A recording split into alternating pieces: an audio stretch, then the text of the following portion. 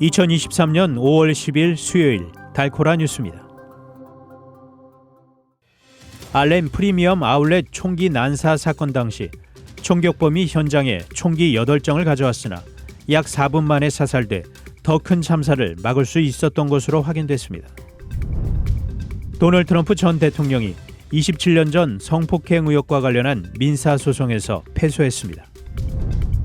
올해 들어 지난달까지 파산한 기업의 수가 2010년 이후 가장 많은 수준인 것으로 조사됐습니다. 케냐에서 예수를 만나려면 굶어 죽어라는 사이비 교주의 교리를 따르다 아사한 것으로 추정되는 시신이 추가로 발견됐습니다.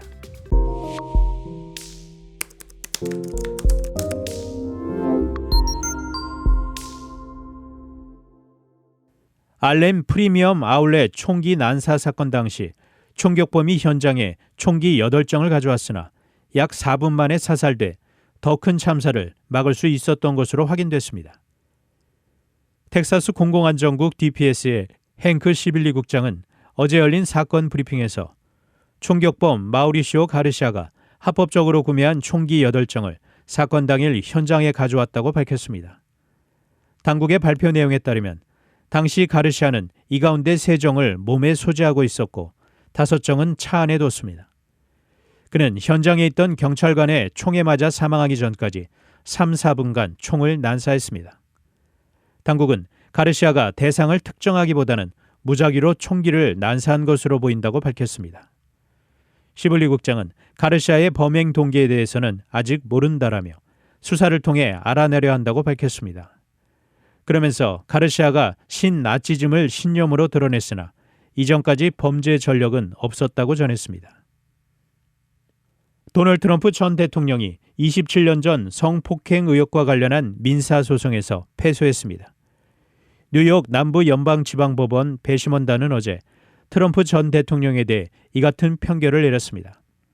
배심원단은 원고인 이 진 캐럴의 주장 중 일부만 인정했습니다. 캐럴은 1996년 뉴욕 맨하튼의 고급 백화점 버그도프 굿맨에서 우연히 마주친 트럼프 전 대통령에게 성폭행을 당했다고 주장했지만 배심원단은 캐럴이 이 주장을 입증할 증거를 제시하지 못했다고 판단했습니다. 다만 배심원단은 트럼프 전 대통령이 캐럴을 성추행하고 폭행했다는 주장은 사실에 부합한다고 봤습니다.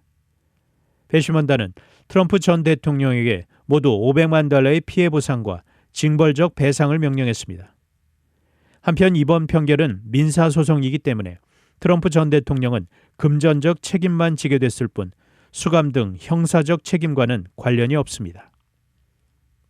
올해 들어 지난달까지 파산한 기업의 수가 2010년 이후 가장 많은 수준인 것으로 조사됐습니다. 스탠더드 앤 푸어스 글로벌 마켓 인텔리전스에 따르면 올해 들어 지난달까지 파산 보호 신청을 한 기업은 지난해 동기보다 배 이상 늘어난 236개사로 집계됐습니다. 이는 같은 기간 기준으로 2010년 이후 최대 규모입니다. S&P 글로벌 마켓 인텔리전스는 특히 올해에는 유명 생활용품 판매업체 배드베스앤비욘드 등 선택 소비재 부문 기업들의 파산이 유독 많았다고 전했습니다.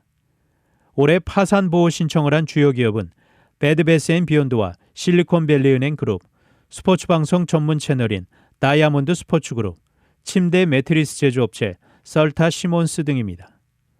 로이터 통신은 기업들이 수십 년 내 최고 수준의 고금리에 고착화된 인플레이션으로 고통받으면서 파산보호 신청이 이어지고 있다며 쉽게 돈을 버는 시대가 저물어가고 있다고 진단했습니다.